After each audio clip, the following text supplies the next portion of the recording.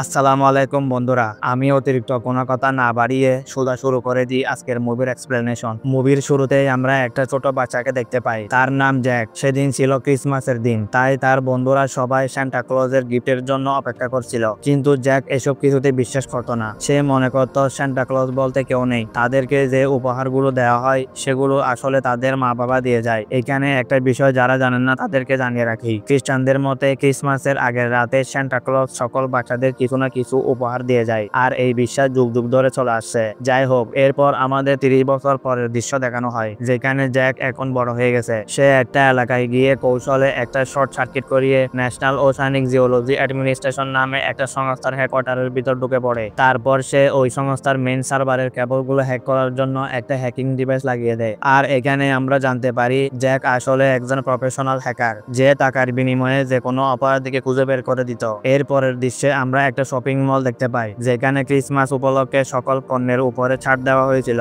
আর শত শত মানুষ এখানে ভিড় করেছিল কেনাকাটা করার জন্য। সেখানে সান্টা ক্লজও উপস্থিত ছিল, যে তার বডিগার্ড ক্যালকে সাথে করে নিয়ে এসেছিল। সান্টা যখন বাচ্চাদের সাথে কথা বলছিল, তখন ক্যাল চারপাশে খুব ভালোভাবে পর্যবেক্ষণ করছিল। আগামীকাল যেহেতু ক্রিসমাস, তাই আজকে ক্যাল সান্টাকে নিয়ে তার বাড়ির উদ্দেশ্যে রওনা দেয়। আর এখানে সান্টার নিরাপত্তার জন্য অনেক বড় বড় সংস্থার লোকজনেরা যুক্ত ছিল। সান্টা যখন গাড়ি নিয়ে এয়ারপোর্টে পৌঁছায়, তখন আমরা দেখতে পাই যে FBI এর এজেন্টরাও তাকে সিকিউরিটি দিয়ে অনেকগুলো বলগা হরিণের কাছে নিয়ে যায়। আর এখানে আমরা বুঝতে পারি সে সত্যিকারের সান্টা ক্লজ ছিল।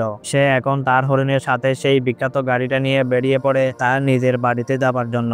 আর এখানে আশ্চর্যজনকভাবে সেই হরিণগুলো দৌড়াতে দৌড়াতে রীতিমতো হাওয়ায় ভেসে ওঠে, আর তারা বিমান বাহিনীর সিকিউরিটি নিয়ে বেশ খানিকটা দূরে যাবার পরে একটা পোর্টালের মাধ্যমে সরাসরি উত্তর মেরুর একটা গোপন এলাকাতে চলে যায়, যেটা সম্পর্কে সাধারণ মানুষ কোনো কিছুই জানতো না। কিন্তু জ্যাক যেহেতু ন্যাশনাল ওশানিক জিওলজি অ্যাডমিনিস্ট্রেশনের ডেটা সেন্টার হ্যাক করেছিল, তাই সে সান্টা ক্লজের লোকেশন পেয়ে যায়। কিন্তু জ্যাক নিজেও জানতো না যে এই জিনিসটা কি ছিল। তাই জ্যাককে যে লোক হ্যাক করার জন্য কন্ট্রাক্ট দিয়েছিল, সে জ্যাকের কাছ থেকে এই লোকেশনটা নিয়ে নেয়, আর জ্যাককে তারা অনেক বেশি টাকা উপহার দেয়। এদিকে সান্টা ক্লজ যখন উত্তর মেরুতে নিজের দেশে পৌঁছে গিয়েছিল, তখন আমরা দেখতে পাই যে এই সম্পূর্ণ জায়গাটা ছিল পৃথিবী থেকে সম্পূর্ণ আলাদা। এখানে মানুষের কল্প কাহিনীতে থাকা সকল জীবজন্তুরা একসাথে বসবাস করত, অর্থাৎ আমরা যেসব জন্তু, মানুষ, দেবতা বা কল্প কাহিনীতে যেসব চরিত্রগুলোকে কল্পনা করতে পারি, সেই সবগুলো এই গোপন দুনিয়াতে বাস্তবে বসবাস করত। কালকে যেহেতু ক্রিসমাস ছিল, তাই সান্টা ক্লজ জিম করে নিজেকে আরো প্রস্তুত করে নিচ্ছিল, কারণ কালকে তাকে বের হতে হবে পুরো পৃথিবীর সকল বাচ্চাদেরকে উপহার দেওয়ার জন্য। অন্যদিকে আমরা কয়েকজন অচেনা লোককে দেখতে পাই, যারা উত্তর মেরুতে সেই পোর্টালটা খুঁজতে বেরিয়েছিল, যেখান দিয়ে সান্টা ক্লজ গিয়েছিল। আর খুঁজতে খুঁজতে তারা সেই অদৃশ্য দেয়ালের কাছে পৌঁছে যায়, আর তারা এই দেয়ালটা ভেঙে গোপনে সে রহস্যময় দুনিয়াতে পৌঁছে যায়। এদিকে ক্যাল যখন পার্সোনাল সময় কাটাচ্ছিল, তখন সে খেয়াল করে যে সান্টা ক্লজের বিল্ডিং এর একটা ফ্লোরে লাইটস আপ ডাউন করছে। ক্যাল যেহেতু এই দুনিয়ার সিকিউরিটি জেনারেল ছিল, তাই সে সাথে সাথে সবাইকে অ্যালার্ট করে দিয়ে বলে সেই ফ্লোরে কি হয়েছে এটা দেখার জন্য। কিন্তু তারা সবাই সেই ফ্লোর সহ পুরো বিল্ডিংটা খুঁজে দেখার পরও সান্টাকে কোথাও খুঁজে পায় না। সান্টা গায়েব হয়ে গেছে। ক্যাল বুঝতে পারে যে সান্টাকে নিশ্চয়ই কিডন্যাপ করা হয়েছে, তাই তারা সাথে সাথে তাদের সম্পূর্ণ এরিয়া স্ক্যান করে দেখতে পাই একটা উন্নত মানের গাড়ি এখান থেকে বেরিয়ে যাওয়ার চেষ্টা করছে, যেটা দেখে ক্যাল বুঝতে পারে যে নিশ্চয়ই এটার ভিতরে সান্টা রয়েছে। তাই সে নিজের সর্বোচ্চ চেষ্টা করে সে গাড়িটাকে ধরার জন্য। ক্যাল গাড়িটির পিছু নিতে থাকে। অনেক চেষ্টার পর ক্যাল ফাইনালি সে গাড়িটাকে ধরে ফেলে, কিন্তু সে দেখতে পায় যে গাড়ির ভেতরে কেউ নেই। এই গাড়িটা আসলে রিমোট কন্ট্রোল ছিল। সান্টাকে আসলে একটা প্লেনের মাধ্যমে এখান থেকে কিডন্যাপ করে নিয়ে যাওয়া হয়েছে। সান্টাকে হারিয়ে এখানকার সবাই অনেক চিন্তিত হয়ে পড়ে। এরপর সেখানে একটা জরুরি মিটিং করা হয়, যেখানে বড় বড় সিকিউরিটি ইনচার্জেরা সেই মানুষটাকে খুঁজে বের করার কাজে লেগে পড়ে, যে কিনা সান্টা ক্লজের লোকেশনটি সবার আগে জানতে পেরেছিল। আর তাদের গোপন সংস্থাতে কাজ করা ট্রস নামের এক ধরনের জন্তুরা খুব সহজেই সে লোকটিকে, অর্থাৎ জ্যাকের লোকেশন খুঁজে বের করে ফেলে। এরপর আমাদের জ্যাককে দেখানো হয়, যে কিনা মদ্যপান করে ট্যাবের মধ্যে ঘুমিয়ে পড়েছিল। আর তখনই তার প্রাক্তন স্ত্রী তাকে ফোন করে জানায় যে সে এখন অনেক ব্যস্ত, তাই তাদের ছেলেটাকে যেন জ্যাক স্কুল থেকে পিক আপ করে আর তার বাড়িতে ড্রপ করে দিয়ে যায়। কথা মতো জ্যাক বেরিয়ে পড়ে তার ছেলেকে স্কুল থেকে আনার জন্য। এরপর বাবা আর ছেলে যখন গাড়িতে করে যাচ্ছিল, তখনই আমরা বুঝতে পারি জ্যাক আসলে তার ছেলেকে অনেক ভালোবাসে। জ্যাক তার ছেলেকে তার প্রাক্তন স্ত্রীর কাছে দিয়ে যখন বাড়িতে ফিরছিল, তখন সে খেয়াল করে যে কয়েকজন লোক তার পিছু করছে। সে সাবধানতার সাথে ধীরে ধীরে যখন বাড়িতে চলে আসে, তখনও তার পেছনে বেশ কিছু লোক ছিল, আর সে লোকগুলো জ্যাককে ধরার জন্য তার উপরে হামলা করে দেয়। এখানে জ্যাক এবং সেই লোকগুলোর মাঝে ভয়ঙ্কর লড়াই শুরু হয়ে যায়। আর এই মানুষগুলোর কাছে এক ধরনের অস্ত্র ছিল, যেটার মাধ্যমে যে কোনো মানুষকে ফ্রিজ করে দেওয়া যেত। আর এসব কিছু দেখে জ্যাক কোনো রকমে তাদের কাছ থেকে নিজেকে বাঁচিয়ে নিয়ে সেখান থেকে পালানোর চেষ্টা করে, কিন্তু তখন কেউ একজন সেই অস্ত্রের মাধ্যমে জ্যাককে ফ্রিজ করে দেয়। এরপর তাকে একটা রুমে বন্দি করে রাখে। সেখানে তার জ্ঞান ফিরে আসলে লাইলা নামের একজন সিকিউরিটি ইনচার্জ জ্যাককে জিজ্ঞাসাবাদ করে, তুমি কার হয়ে কাজ করো? তুমি সান্টা ক্লজের লোকেশন কার কাছে বিক্রি করেছো? জ্যাক সরাসরি বলে দেয় যে, দেখুন ম্যাডাম, আমি নিজেই জানি না আমি কার জন্য কাজ করি। গোপনে ডার্ক ওয়েবের মাধ্যমে পরিচয় গোপন করে যারা আমাকে টাকার বিনিময়ে কাজ দেয়, আমি তাদের জন্য কাজ করি। আমি তাদের নাম ঠিকানা কিছুই জানি না। সেই কথাগুলো শুনে লাইলা জ্যাককে প্যাক করে তাদের নিজেদের দুনিয়াতে চলে যায়। সেখানে জ্যাক কল্পনার রাজ্যের সকল জন্তু আর বস্তুদেরকে দেখে অবাক হয়ে যায়। জ্যাক জানতে পারে এই জায়গাটার নাম আসলে মরা, অর্থাৎ Mythological Oversight of Restoration Authority. দুনিয়াব্যাপী বিভিন্ন জায়গাতে এই সংস্থার অনেকগুলো হেডকোয়ার্টার রয়েছে, যাদের কাজ হচ্ছে কল্পকাহিনীর দুনিয়ার সকল বস্তু এবং জন্তুদেরকে রক্ষা করা। লাইলা জ্যাককে একটা রুমে নিয়ে যায়। সেখানে লাইলা তাকে বলে যে, তোমার ধারণাও নেই যে তুমি কি করেছো। তোমার কারণে সান্টা ক্লজ কিডন্যাপ হয়েছে, এর জন্য তুমিই দায়ী। এরপর সেখানে তাকে জিজ্ঞাসাবাদ করার জন্য ক্যাল চলে আসে। সে জ্যাকের উপরে অনেক রেগেছিল, এমনকি সে তাকে মারার জন্য উদ্যত হয়েছিল, কিন্তু লাইলা তাকে বোঝায় যে জ্যাককে মেরে আসলে কোনো লাভ নেই। সে নিজেও জানে না যে সে কার জন্য কাজ করে। সে নিজেও জানে না যে সে কার কাছে সান্টা ক্লজের লোকেশন বিক্রি করেছে। এটা শুনে একটা সাদা ভাল্লুক রেগে মেগে জ্যাকের উপরে হামলা করে দেয়। আর এমন পরিস্থিতি দেখে জ্যাক তাদেরকে বলে, দেখো, আমার কাজে হচ্ছে এমন মানুষকে খুঁজে বের করা যাদেরকে কেউ খুঁজতে পারে না। যদি তোমরা আমাকে কিছু টাকা দাও, তাহলে আমি তাকেও খুঁজে বের করে দিতে পারি যার কাছে আমি লোকেশন বিক্রি করেছি। তো জ্যাকের কথায় তারা বসা না পেলেও, যেহেতু তাদের কাছে আর কোনো উপায় ছিল না, তাই তারা জ্যাককে টাকা অফার করে কাজে লাগিয়ে দেয়। জ্যাক তার মোবাইলের মাধ্যমে সেখানে বসে ট্র্যাকিং করা শুরু করে দেয়। তবে কাজ শুরু করার আগে তারা জ্যাকের পায়ে একটা ট্র্যাকার লাগিয়ে দেয়, যাতে সে পালাতে না পারে আর দুনিয়ার যে কোনো জায়গায় থেকে তাকে খুঁজে বের করা সম্ভব। আর তাছাড়া সর্বদা জ্যাকের উপর নজরদারি করার জন্য ক্যাল তার সাথে থাকবে। এরপর আমরা সান্টা ক্লজকে দেখতে পাই, যাকে একটা মেয়ে কিডন্যাপ করেছিল। সান্টা তাকে বলে যে, এই কাজটা করে তুমি একদমই ঠিক করনি। তুমি এখন কি করতে চলেছ? মেয়েটা বলে, দুনিয়ার অবস্থা অনেক খারাপ। তোমার কাছে সবকিছু ঠিক করার শক্তি থাকা সত্ত্বেও তুমি কিচ্ছু করনি, কিন্তু আমি করব। পৃথিবীর মানুষ কোনো কিছুতে ভয় পায় না, আর তাই তারা এতটা বেপরোয়া হয়ে গেছে। আমি ওদেরকে ভয় দেখানোর ব্যবস্থা করব। এই কথা বলে সে একটা যন্ত্রের মাধ্যমে সান্টার শরীর থেকে সকল শক্তিগুলো শোষণ করে নিতে থাকে, যার ফলে সান্টা সেখানে অজ্ঞান হয়ে যায়। এইদিকে ক্যাল জ্যাককে নিয়ে বেরিয়ে পড়ে সান্টাকে খোঁজার জন্য। ক্যাল একটা খেলনার দোকান থেকে কয়েকটা খেলনা নিয়ে একটা পোর্টালের মাধ্যমে বাস্তব দুনিয়াতে পৌঁছে যায়। ক্যাল জ্যাককে বুঝিয়ে বলে যে উত্তর মেরু আর পৃথিবীতে এমন শত শত পোর্টাল রয়েছে, যার মাধ্যমে তারা যে কোনো সময় এই দুই দুনিয়ার মধ্যে যাতায়াত করতে পারে। এরপর ক্যাল নিজের হাতে একটা সুপার পাওয়ার সমৃদ্ধ ব্রেসলেট দিয়ে একটা খেলনা গাড়িকে সত্যিকারের গাড়িতে রূপান্তরিত করে ফেলে, যেটা দেখে জ্যাক রীতিমতো অবাক হয়ে যায়। এরপর তারা সেই গাড়িতে করে হাওয়াই দ্বীপের একটা বিচের দিকে রওনা হয়, কারণ জ্যাক ট্র্যাকিং এর মাধ্যমে জানতে পেরেছিল যে লোকের কাছে সে লোকেশন পাঠিয়েছে তার অবস্থান এখন সেই বিচে। তবে যেতে যেতে জ্যাক ক্যালকে জিজ্ঞেস করে, তুমি কে আর তোমরা করো কি? ক্যাল বলে, আমি সান্টার সব থেকে বিশ্বস্ত বডিগার্ড, আর আমরা সারা বছর নিজেদেরকে প্রস্তুত করি, আর বছরের মাত্র একটা দিন অর্থাৎ ক্রিসমাসের দিন আমরা বেরিয়ে পড়ি সারা দুনিয়ার বাচ্চাদেরকে উপহার দেওয়ার জন্য। সান্টা বাচ্চাদের ব্যাপারে সবকিছু জানে। সে জানে পুরো দুনিয়ার বাচ্চারা কে কখন ঘুমাতে যায় আর কখন তাদেরকে উপহার দিতে গেলে কেউ আমাদেরকে দেখতে পাবে না। আর এই কাজ আমরা শতাব্দীর পর শতাব্দী ধরে করে আসছি, কিন্তু কোনোদিন কোনো ঝামেলা হয়নি। আর এইবারে প্রথম তোমার জন্য আমাদের ঝামেলা হয়েছে। এদিকে সেই মেয়েটি একটা স্পেশাল মেশিনের মাধ্যমে সান্টার সকল শক্তিগুলো শোষণ করছিল, আর সে একটা লিস্ট বের করছিল যার মাধ্যমে সে মানুষদেরকে শাস্তি দেবে। এইদিকে জ্যাক এবং ক্যাল দুজনে সেই সমুদ্র সৈকতে পৌঁছে গিয়েছিল। তারা এখানে বেশ কিছুক্ষণ ঘোরাঘুরি করে কয়েকজন লোককে দেখে বুঝতে পারে এরা আসলে সে লোকটার বডিগার্ড, যাকে তারা এখানে খুঁজতে এসেছে। জ্যাক গোপনে রায়ান নামের সে লোকটার কাছে যেতে চাইলেও এখানে ক্যাল একদম অধৈর্য হয়ে রায়ান নামের সে লোকটার কাছে চলে যায়। সে ওই বডিগার্ডদের উপরে নিজের বিভিন্ন সুপার পাওয়ারের মাধ্যমে হামলা করে দিয়ে তাদেরকে সেখানে মেরে সরাসরি রায়ান নামের সে লোকটাকে ধরে ফেলে। ক্যাল তাকে হুমকি দিয়ে জিজ্ঞাসা করে যে তুমি লোকেশন কার কাছে বিক্রি করেছো? ক্যালের এমন বিশাল দেহ দেখে রায়ান বেশ ভয় পেয়ে যায়, কিন্তু তবুও সে তাদেরকে বলে, তোমরা এখানে যাকে খুঁজতে এসেছো সে অনেক বিপজ্জনক। তোমাদের এখানে আসা একদমই উচিত হয়নি, তোমাদের চলে যাওয়া উচিত। কিন্তু স্বাভাবিকভাবে ক্যাল তাকে ছাড়ে না। তাই রায়ান তাকে বলে, আমি তোমাদেরকে তার নাম বলতে পারবো না, কিন্তু আমি নামটা মাটিতে লিখে দিচ্ছি। আর সে নাম লিখেছিল গ্রিলা। তার নামটি ভুলবশত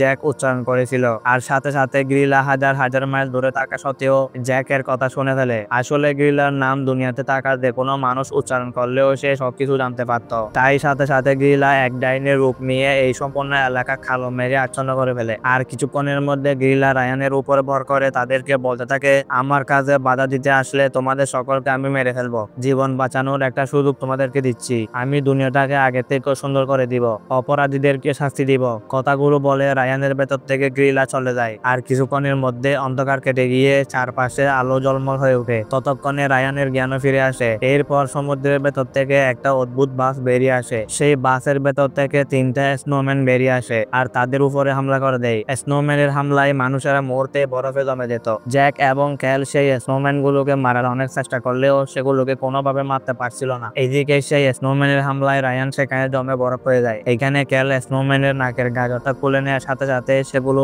গলে ধ্বংস হয়ে যায়। আর অন্যদিকে জ্যাককে যখন একটা স্নোম্যান মারতে যাচ্ছিল তখনই পেছন থেকে ক্যাল এসে তার নাকের গাজর খুলে তাকে ধ্বংস করে ফেলে। এরপর আমরা জার্মানিতে একটা মানুষকে দেখতে পাই যে ফোনে কথা বলতে বলতে তার গাড়ির দরজা খুললে দেখতে পাই সেখানে তাকে উপহার হিসেবে কেউ একজন একটা অদ্ভুত গোলাকার বস্তু পাঠিয়েছে, যেটা হাতে নেওয়ার সাথে সাথে সে লোকটা অদৃশ্য হয়ে যায়। আর এদিকে গ্রিলা তার সন্তানদেরকে বলে সেই মেশিন হয়তো কাজ করছে না, কারণ ওইগুলোটা হাতে নেওয়ার সাথে সাথে লোকটা আমার কাছে চলে আসার কথা ছিল, জলদি এটাকে ঠিক করো। অর্থাৎ সে লোকটাকে উপহার পাঠিয়েছিল গ্রিলা, যে কিনা সেন্টার শক্তি দিয়ে এই অদ্ভুত গুলো বানিয়েছিল। এইদিকে রায়ান যেহেতু জমে গিয়েছিল তাই গ্রিলার ঠিকানা খুঁজে বের করা এখন তাদের কাছে আরো বেশি কঠিন হয়ে পড়েছিল। এখানে আমরা গ্রিলার ব্যাপারে আরো কিছু তথ্য জানতে পারি। গ্রিলা আসলে একজন ক্রিসমাসের ডাইনি ছিল যে 900 বছরের বেশি সময় ধরে বেঁচে আছে। আর তার 13 জন সন্তান ছিল যারা তার হুকুমে যে কোনো কিছু করতে পারে। সেন্টা যেখানে সকল বাচ্চাদের উপহার দিত সেখানে গ্রিলার উদ্দেশ্য ছিল শুধুমাত্র ভালো বাচ্চাদেরকে উপহার দেওয়া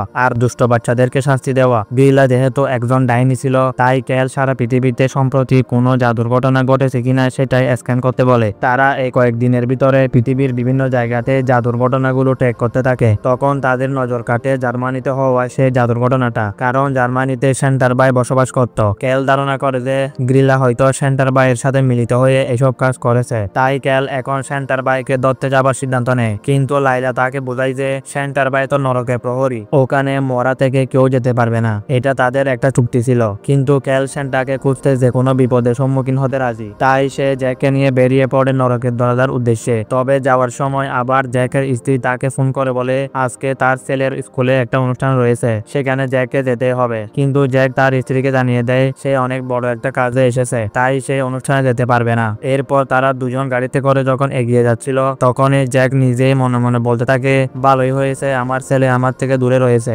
আমার মতো একটা চোর বাবা ওর জীবনে না থাকলে ওর জন্য ভালো হবে। কথা শেষে জ্যাক ক্যালকে জিজ্ঞাসা করে আচ্ছা সেন্টা আর ওর ভাইয়ের মধ্যে কি ঝামেলা হয়েছিল। ক্যাল জানায় সেন্টা আর তার ভাই দুজনে মিলে একসাথে বাচ্চাদের উপহার দেওয়ার কাজটা করত, কিন্তু সেন্টা সকল বাচ্চাদেরকে উপহার দিলেও তার ভাই এই কাজটা একদমই পছন্দ করত না। তাই সে দুষ্ট বাচ্চাদের একটা লিস্ট তৈরি করেছিল যাদেরকে সে উপহার দিতে চাচ্ছিল না। আর এই ব্যাপারটা সেন্টার একদমই পছন্দ হয়নি। এরপর থেকে দুই ভাই একে অপরের থেকে আলাদা হয়ে গিয়েছিল। পরবর্তীতে আবার সেন্টার ভাইয়ের ডাইনিটার প্রেমে পড়ে গিয়েছিল আর তারা কয়েক শতাব্দী ধরে একসাথে থাকলেও এক সময় তারা আলাদা হয়ে যায়। যাই হোক, ফাইনালি তারা নরকের সামনে পৌঁছে যায়। সেখানে তারা আস্তে আস্তে প্রবেশ করে। ভিতরে ঢুকে সেখানে তারা দেখতে পায় দুটো ভয়ঙ্কর জন্তু দরজা পাহারা দিচ্ছিল। তাই ক্যাল নিজের একটা মুরগি পাঠায় সেই জন্তুগুলোর মনোযোগ নষ্ট করার জন্য। সেই জন্তুগুলো সেখান থেকে সরে যাওয়ার সাথে সাথে তারা দুইজন নরকের ভেতরে ঢুকে পড়ে। জ্যাককে ক্যাল বলেছিল এখানকার কোনো জিনিসে হাত না দিতে, কারণ এখানকার সবকিছুই বিপজ্জনক। কিন্তু জ্যাক তার কথা না শুনে সেখানে থাকা অনেকগুলো স্বর্ণ মুদ্রা থেকে একটা কয়েন চুরি করে নেয়। আর সাথে সাথে কয়েকজন রাক্ষস এসে তাদেরকে ধরে ফেলে, তারপর তাদেরকে জেলখানায় বন্দি করে রাখে। ক্যাল এসব কিছুর জন্য জ্যাকের উপরে প্রচন্ড রেগে গিয়েছিল,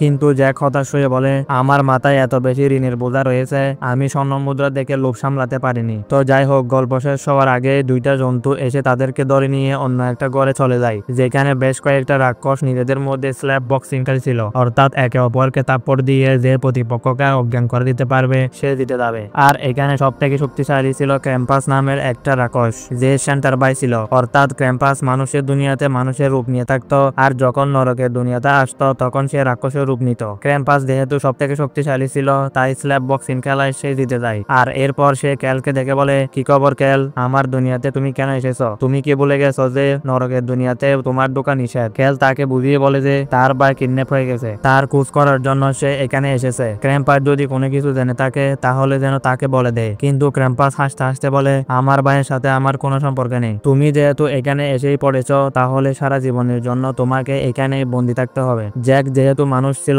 তাই ক্র্যাম্পাস তাকে এখান থেকে চলে যেতে বলে, কিন্তু জ্যাক তার বন্ধু ক্যালকে এভাবে ফেলে রেখে যেতে পারছিল না। তাই সে বুদ্ধি করে ক্র্যাম্পাসকে বলে, লর্ড ক্র্যাম্পাস, আমি জানি আপনি যা বলেন তাই হয়, আপনি তো এখানকার সবথেকে শক্তিশালী, কিন্তু আমার বন্ধু ক্যাল আপনাকে স্ল্যাপ বক্সিং এ হারিয়ে দিতে পারবে। যদি আপনি তাকে হারিয়ে দিতে পারেন তাহলে আমাদেরকে সারা জীবন বন্দী করে রাখবেন, কিন্তু যদি আমার বন্ধু যেতে যায় তাহলে আমাদেরকে ছেড়ে দিতে হবে। কথাটা যেহেতু ক্র্যাম্পাসের শক্তির উপরে এসেছিল তাই সে নিজের শক্তি প্রমাণ করার জন্য ক্যালের সাথে খেলতে রাজি হয়ে যায়। ক্যাল জ্যাকের কথা শুনে অনেক ভয় পেয়ে গিয়েছিল, কারণ ক্র্যাম্পাসের তাপ্পর খেলে সে হয়তো মরেই যাবে। এরপর খেলাটা শুরু হয়ে যায়, আর স্বাভাবিকভাবে ক্যালের তাপ্পরে ক্র্যাম্পাসের কিছুই হয় না, কিন্তু ক্র্যাম্পাসের আঘাতে ক্যালের অবস্থা প্রচন্ড খারাপ হয়ে যায়। পরবর্তীতে আবার যখন ক্যালের তাপ্পর দেওয়ার পালা এসেছিল তখন এই কৌশলে জ্যাক সেই ব্রেসলেটটা চুরি করে আবারও ক্যালের হাতে পড়িয়ে দেয়, আর নিজের পাওয়ার ফিরে পাওয়ার সাথে সাথে ক্যাল এক তাপ্পরে ক্র্যাম্পাসকে মেরে কোনো রকমে তারা সেখান থেকে পালিয়ে বাইরে বেরিয়ে আসে। আর এইবার প্রথম ক্যাল নিজের অন্তর থেকে জ্যাককে ধন্যবাদ জানায়। সে বুঝতে পারে যে জ্যাক আসলে অতটা খারাপ মানুষ নয়।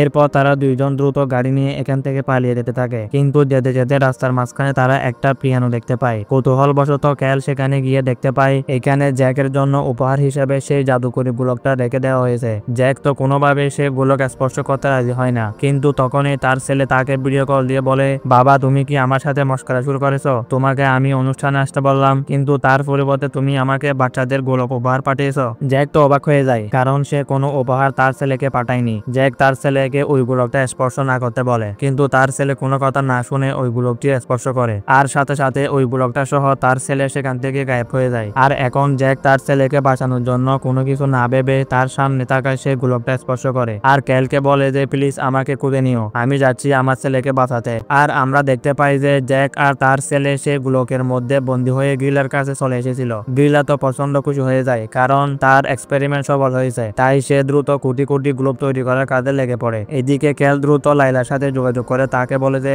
আমাদের এক্ষুনি সাবধান হয়ে যেতে হবে, কারণ গ্রিলা গ্লোব তৈরিতে সফল হয়ে গেছে। সে এখন সকল দুষ্ট আর খারাপ মানুষদের ওই গোলকের মধ্যে বন্দী করে ফেলবে। সে এখন লাইলাকে সারা পৃথিবীটা স্ক্যান করতে বলে, কারণ জাদুকরি ওই গোলকগুলো কোটি কোটি কপি বানাতে হলে সেটা থেকে যে এনার্জি রিলিজ হবে সেটা স্ক্যানারে ধরে পড়বে, কিন্তু অদ্ভুতভাবে পুরো পৃথিবীর কোথাও এমন এনার্জি তারা দেখতে পায় না। এতে করে ক্যালের সন্দেহ হতে থাকে যে স্যান্টা হয়তো তাদের ডুমের ভেতরে রয়েছে। তাই ক্যাল দ্রুত নিজেদের ডুমের ভেতরে এসে তাদের একজন সিকিউরিটি গার্ডের উপরে সন্দেহ হতে থাকে। এরপর তাকে মারতে এসে দেখতে পায় যে হ্যাঁ এই লোকটা একজন ছদ্মবেশী ছিল। অন্যদিকে জ্যাক আর তার ছেলে যখন ভেবেছিল তারা সারা জীবন এখানে বন্দী হয়ে থাকবে, তখনই তাদেরকে খুঁজতে খুঁজতে সেখানে ক্যাল এবং তার দলবল চলে আসে, আর তারা সেই গোলকটা ভেঙে জ্যাক এবং তার ছেলেকে উদ্ধার করে। এরপর তারা এনার্জি লেভেল চেক করে বুঝতে পারে এই বিল্ডিং এর নিচে কোথাও স্যান্টা রয়েছে। তাই খুঁজতে খুঁজতে তারা ফাইনালি অজ্ঞান অবস্থায় স্যান্টাকে খুঁজে পায়, কিন্তু গ্রিলা অজ্ঞান স্যান্টা আর কোটি কোটি গোলক একসাথে প্রস্তুত করে নিয়ে বেরিয়ে পড়েছিল দুষ্ট বাচ্চাদেরকে এই গোলকগুলো উপহার দেওয়ার জন্য, কিন্তু সেই বলগা হরিণগুলো কোনোভাবে গ্রিলাকে নিয়ে যেতে চাচ্ছিল না। আর তাছাড়া ততক্ষণে ক্যাল, জ্যাক এবং তার দলবল গ্রিলার সন্তানদের উপর হামলা করে দেয়। তাই গ্রিলা চাবুক দিয়ে আঘাত করতে করতে সেই হরিণগুলো নিয়ে দ্রুত এখান থেকে চলে যাওয়ার চেষ্টা করে, কিন্তু এইবার ক্যাল এবং জ্যাক দুইজন একসাথে চেষ্টা করতে থাকে স্যান্টাকে বাঁচানোর জন্য। জ্যাকের দুর্দান্ত সাহসিকতায় আকাশে উড়ে যাওয়ার আগেই গ্রিলার গাড়িটা সেখানে ধ্বংস হয়ে গ্রিলা নিচে পড়ে যায়। এদিকে প্রচন্ড অসুস্থ স্যান্টার জ্ঞান ফিরে আসে, কিন্তু ততক্ষণে গ্রিলা নিজের আসল সেই বিশাল ডাইনি রূপে আবারও ফিরে আসে তাদেরকে মারার জন্য। কিন্তু তখনই সেখানে নরক থেকে ক্র্যাম্পাস চলে আসে তার ভাইকে বাঁচানোর জন্য। এখানে গ্রিলা তাকে ভয়ঙ্কর ভাবে মারতে মারতে ছুড়ে ফেলে দেয়। এত কিছুর পরেও ক্যাল সাহস করে গ্রিলার সাথে লড়াই করতে থাকে। সে যখন গ্রিলার হাতে বন্দী হয়ে যায় তখনই পেছন থেকে স্যান্টা জেগে উঠেছিল আর চিৎকার করে বলে খবরদার গ্রিলা, অনেক হয়েছে, আর নয়। কথাটা বলার সাথে সাথে পেছন থেকে সে বলগা হরিণগুলো ছুটে এসে গ্রিলাকে ধাক্কা দিয়ে সে গোলকের ট্রাকের ভেতরে ডাইনিটাকে ফেলে দেয়, যার ফলে সকল গোলক একসাথে গ্রিলাকে টেনে গোলকের ভেতরে বন্দী করে ফেলে। আর ফাইনালি এই ডাইনির সকল ধ্বংসলীলা এখানে শেষ হয়ে যায়। আর এত বছর পরে স্যান্টা এবং তার ভাই একসাথে হয়েছিল বলে স্যান্টা তার ভাইকে ধন্যবাদ জানিয়ে আজকে রাতের জন্য এখানে থেকে যেতে বলে, কিন্তু তার ভাই তাকে নিজের কাজ ঠিক মতো কথা বলে সেখান থেকে আবার চলে যায় নরকের উদ্দেশ্যে। আর এখন আমরা দেখতে পাই যে তারা নিজেদের ক্যাম্পে গিয়ে প্রস্তুত হয়ে যায় বাচ্চাদেরকে উপহার দেওয়ার জন্য। আজ আসলে অনেক দেরি হয়ে গিয়েছিল, তাই স্যান্টাকে আজকে আলোর গতিতে কাজ করতে হবে। তাই তারা যাওয়ার আগে আজকে জ্যাক ও তার ছেলেকেও নিজেদের সাথে নিয়ে যায়। আর এখানে আমরা দেখতে পাই যে স্যান্টা আসলে কিভাবে পুরো দুনিয়াতে মাত্র এক রাতের মধ্যে সকল বাচ্চাদের উপহার দেয়। সে ছোট ছোট উপহারগুলো দিয়ে জাদুর মাধ্যমে সেগুলোকে বড় করে দেয়, আর আলোর গতিতে কাজ করার ক্ষমতা থাকায় সে পুরো পৃথিবীর সকল বাচ্চাদেরকে এক রাতের মধ্যে উপহার দিতে সক্ষম হয়। পরদিন সকালে তারা উপহার দেওয়ার কাজটা সফলভাবে শেষ করতে পারার কারণে সবাই অনেক খুশি হয়ে যায়, আর এই সুন্দর মুহূর্তের মাধ্যমে আজকের এই গল্পটা শেষ হয়ে যায়। তো গাইস, আজ এই পর্যন্ত। মুভিটা কেমন লেগেছে সেটা আমাকে কমেন্টে জানাও, আর ভিডিওতে একটা লাইক করে দাও। যারা এই পর্যন্ত ভিডিওটি দেখতে দেখতে চলে এসেছো কিন্তু এখনো সাবস্ক্রাইব করোনি, তাদের নিকট অনুরোধ রইল সাবস্ক্রাইব করে দেওয়ার জন্য। দেখা হচ্ছে খুবই দ্রুত নতুন কোনো মুভির এক্সপ্লেনেশন নিয়ে। সে পর্যন্ত ভালো থাকো, সুস্থ থাকো, আল্লাহ হাফেজ।